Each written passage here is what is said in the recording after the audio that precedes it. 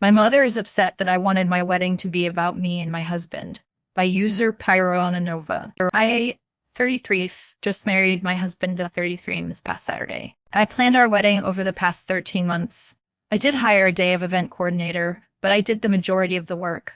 I wanted simple elegance, and I found a church and a reception hall that didn't need a lot of decor added. My husband and I also decided to keep our wedding fairly small, around 100 people or so. I should mention my parents gave me a decent lump sum of cash, not overly crazy or small, to spend on my wedding as I see fit. But anything outside that cost I needed to pay for with my husband. The money essentially covered the reception costs, besides decor and entertainment and cake. From the beginning, my mother wanted to invite a ton of her friends. I told her that simply wasn't possible due to the size of the venue we booked.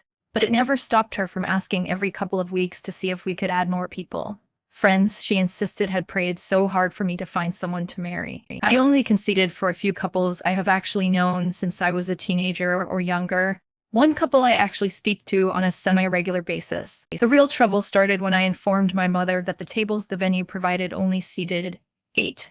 She wanted all her friends sitting at the same table. She insisted for her, my father, my sister, her brother-in-law, my grandparents, and 3 of their couple friends needed to all sit together, claiming she didn't want anyone feeling snubbed about not being at the right table. I warned her months ago when I took her on a tour of my reception venue that this was not possible.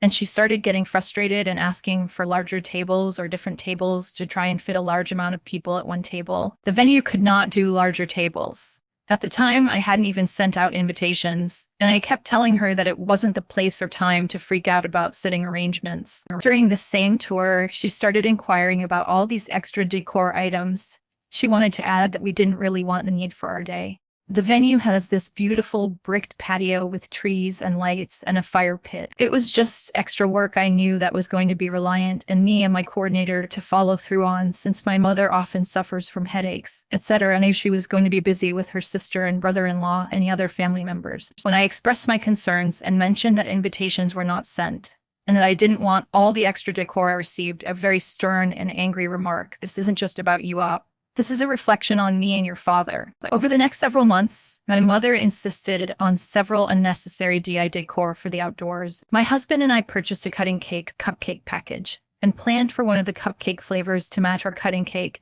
and my mother insisted on wanting to get a slice of cake, even though I expressed my dislike of the idea. And both of my parents insisted on all their friends at their table, and I told them I would do my best to sit everyone they wanted to talk to close their table. However, that wasn't good enough, and I had to just make it happen. I didn't make it happen.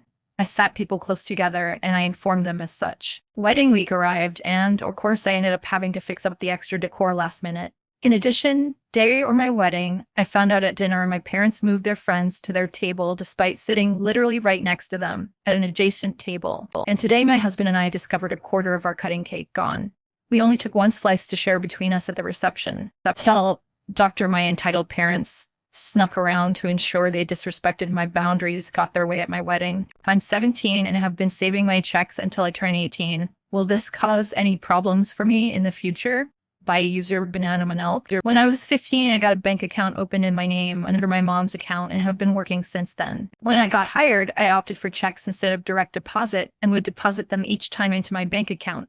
Under a custodial account BC in the US, you legally cannot open your own bank account as a minor. Perfectly fine. The problem is my mom has always been very controlling, and when I was 16, I bought myself a binder and my mom ended up finding it while snooping through my room, of course, and grew extra strict since then. She has refused to buy me anything, including daily necessities such as shampoo, pads, skincare, food that only I like.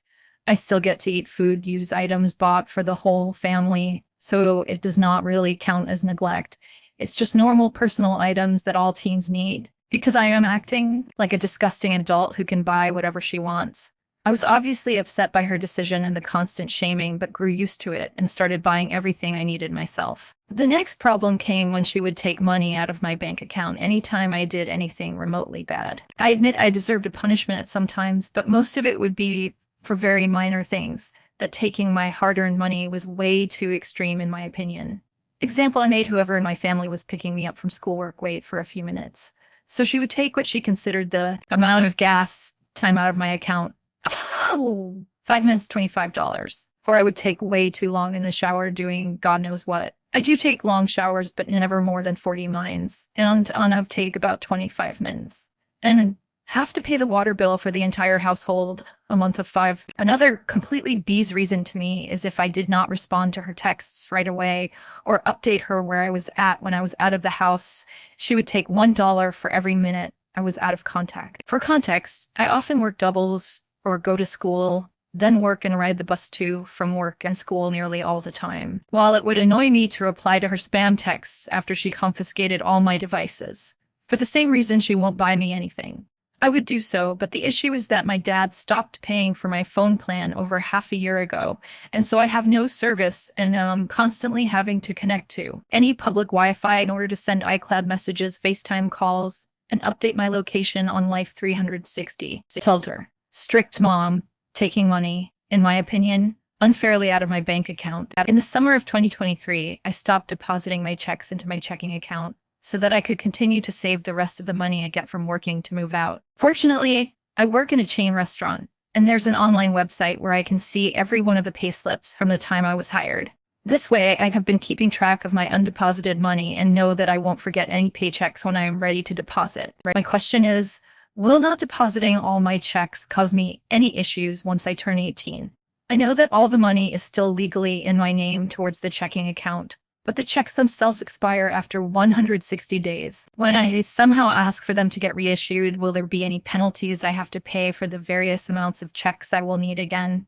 Also, if it is okay for me to continue to save them until I turn 18, how would I even go about asking for new checks when the time comes? I guess I would have to speak to my manager about it, but I don't know how to bring it up without mentioning my family issues. Another question is, once I open a new bank account solely under my name, is there any way I could get the checks that are directed towards my custodial account under my mom's into my new bank account? Would I just have to deposit them into my custodial account and then wire the money into my new account the same day? I turn 18 at the end of this year and will have about 38 undeposited checks by the time I'm able to open my own bank account. I've already considered going straight to the bank to get my checks cashed out, but that leaves an activity on the bank statements, and I know my mom is constantly monitoring my account, as she questions whenever I buy something.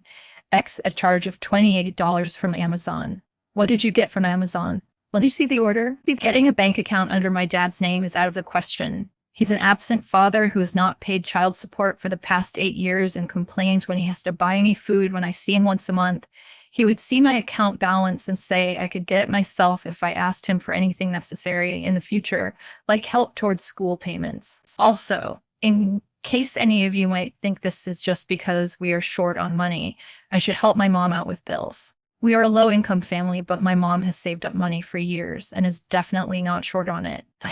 I know she has a TD account with 60 in it, and she has a boyfriend who pays for luxurious gifts and trips for her. Mom wanted me to delay hospital admission for a visit. By user Ollie Fox. Recently, I posted about my relationship with my mother. Her entitlement pushed me way too far. I spoke with my therapist, and we agreed that I would go no contact until she genuinely apologized. Which, we both agree, will probably never happen. I got a lot of good advice here and found you guys to be wonderfully understanding. So here's one more story. Edit. I see a lot of confusion, and it's my fault. This happened nearly 2 years ago. But at the time, she never really spelled out what she wanted from me. And as I am autistic, I never understood what she wanted from me. I thought she was just ranting. She spelled it out recently. She tends to accumulate your fault, then blow up in your face, sometimes years later. I am currently no contact with her. I gave birth to my son a whole month premature. It was spontaneous labor after a terribly horrible pregnancy. I had so many complications that I think my OB was amazed that I made it that far. My son went to the nursery for 24 hours for monitoring and then came back to my room. We left 48 hours later. My son was slightly jaundiced. My milk hadn't really come in either, but the doctors were confident and a nurse was scheduled to come see me 2 days later, so we went home. My mom had insisted she had to be there for the birth, and I decided to allow it. I regret it now, but that's another story. She left not long after the birth and refused to come see us after. On day 5, she called and asked that I come for a visit. She lived 1 hour from me. I was still heavily bleeding. My son seemed a bit too sleepy for my taste, and we were waiting for the nurse. I told her so. She insisted I must come to her place. I pleaded her at the time by telling her maybe after the nurse's visit. The nurse came, took one look at my son, gave me a bottle of formula, checked his coloring with the machine, called the hospital to give them a heads up that we'd be on our way, and sent us packing. While packing, my mom called back. I told her we needed to hospitalize my son. She then proceeded to tell me this story. When I had your brothers 3 months early, they stayed in the NICU at the Children's Hospital for 4 months. Then they wanted to transfer them to a closer hospital to where we lived, by ambulance. Do you know what I did?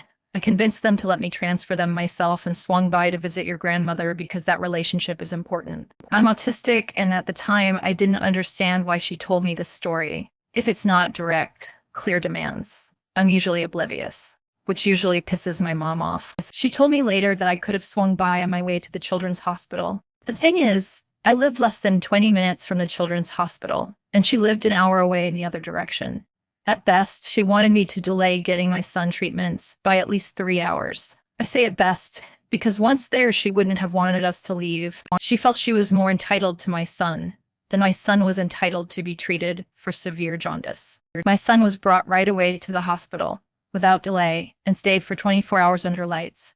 We were sent home after that because my milk had come in. He was drinking plenty. His numbers had gone down, he wasn't so sleepy, and we had showed a willingness to use formula as needed. We were to come back to the hospital daily for blood checks until he was cleared, which we did. My mom insisted that it was not needed, and we could skip a day to let her see him. She never offered to come see him, which could have worked. No, we had to drive to her. To be clear, she had access to a perfectly functioning car. We were willing to pay for parking.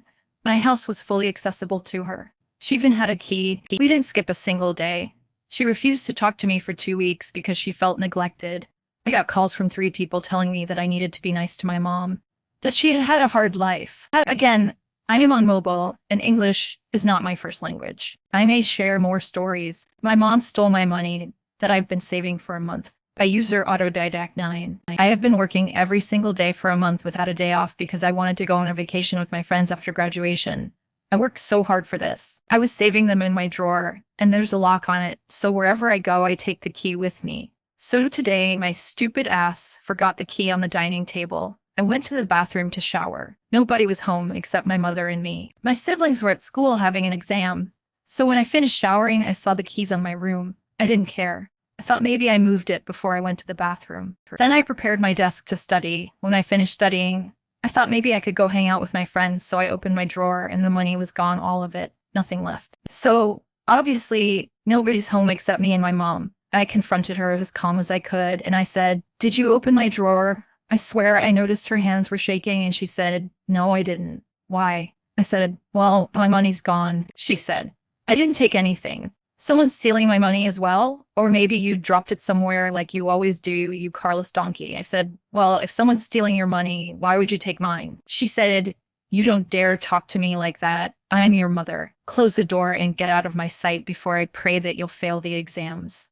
What are you going to do with money anyway? You're still young. Money? Come and go." I didn't know what to say, and I went back to my room and texted my dad and told him what's happened, and he still didn't respond to me. My final exams are in 2 weeks, and I can't work anymore, and me and my friends, planning that on the last day of the exam, we'll head straight to Sharm el-Sheikh. This is the first time in my entire life that I feel so helpless and betrayed like that. After graduation, I'll move out of my parents' home, even if I become homeless. I don't care anymore. Entitled Mom brought her young daughter to sexy adult dance class. By user Ultravioletone 111, I'm part of a community group that hosts dance classes for adults.